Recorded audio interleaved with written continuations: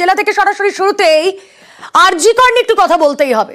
দেখুন, আরজিকর মামলায় যে সাজা ঘোষণা হয়েছে, সেই সাজা ঘোষণা অর্থাৎ এই যাবজ্জীবন কারাদণ্ড সঞ্জয় রায়ে, তা নিয়ে নানা প্রশ্ন, এবং এই পুরোটাতেই বারবার সিবিআই তদন্তে কোনো ফাঁক ফোকর থেকে গিয়েছে এমনটাও কিন্তু মনে করা হচ্ছিল। আর এবার আরজিকর দুর্নীতি মামলায় সিবিআইকে তীব্র ভর্ৎসনা।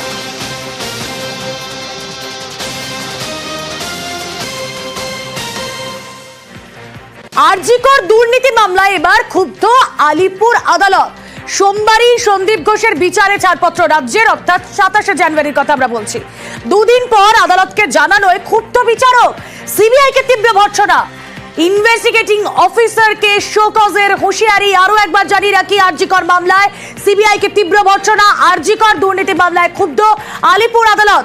আসুন কথা বলি, আমাদের প্রতিনিধি অমিত রয়েছেন সঙ্গে। অমিত, এর আগে 27শে জানুয়ারি আমরা দেখেছিলাম সোমবার সন্দীপ ঘোষের বিচারে ছাড়পত্র দিয়েছিল রাজ্য, সময় নিয়ে নেয় সিবিআই, তারপর আজ কোর্টে কি হলো?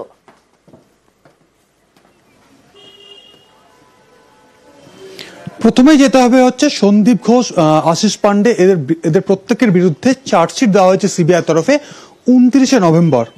তারপর থেকে সরকারের অনুমোদন আসেনি, এই কার্যত এই কারণ দেখিয়ে চার্জ গঠন হয়নি আদালতে, এবং সিবিআই বারবার বলেছে সরকারের তরফে অনুমোদন দেওয়া হয়নি।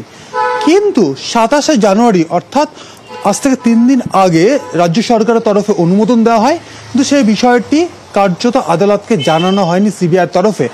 আজকে যখন মামলার নির্ধারিত শুনানির দিন ছিল, সেই সময় বিচারক যখন জানতে চান, সেই সময় গিয়ে সিবিআইয়ের তদন্তকারী অফিসার বলছেন যে তারা 27 তারিখ সন্ধ্যেবেলা রাজ্য সরকারের অনুমোদন পেয়েছে, চার্জ গঠন প্রক্রিয়াকে এবার এগিয়ে নিয়ে যাওয়া যেতে পারে।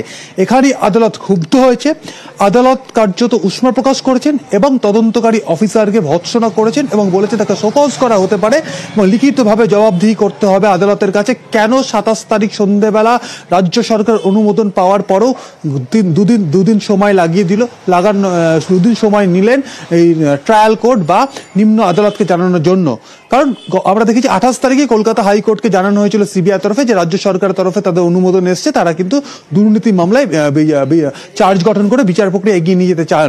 সেই জায়গা থেকে আজকে কার্য 2 দিন পর তিনি ট্রায়াল কোর্টে বিষয়টি জানানো হয়। কার্যত ক্ষুব্ধ আলিপুর আদালতের বিশেষ সিবিআই আদালত এবং যিনি তদন্তকারী অফিসার রয়েছেন সিবিআই আরজিকর দুর্নীতি মামলা, তাকে ভৎসনা করেছেন এবং তাকে শোকজ করা হবে, এমনটাও কিন্তু বিচারকের মন্তব্য। এবং একই সঙ্গে তিনি উষ্মা প্রকাশ করে বলেছেন যে ট্রায়াল কোর্টকে না জানিয়ে হাইকোর্টকে জানানো হলো। সেই জায়গায় তিনি অবাক হয়েছেন, কারণ যেখানে ট্রায়াল কোর্ট, যেখানে চার্জশিট জমা পড়েছে 29শে নভেম্বর, যেখানে সরকারের অনুমোদন না আসার কারণে গত 2 মাস ধরে চার্জ গঠন করা হয়নি বা বিচার প্রক্রিয়া শুরু করা হয়নি, সেই জায়গায় অনুমোদন পাওয়ার পরেও কেন পরদিন আদালতকে জানানো হলো না?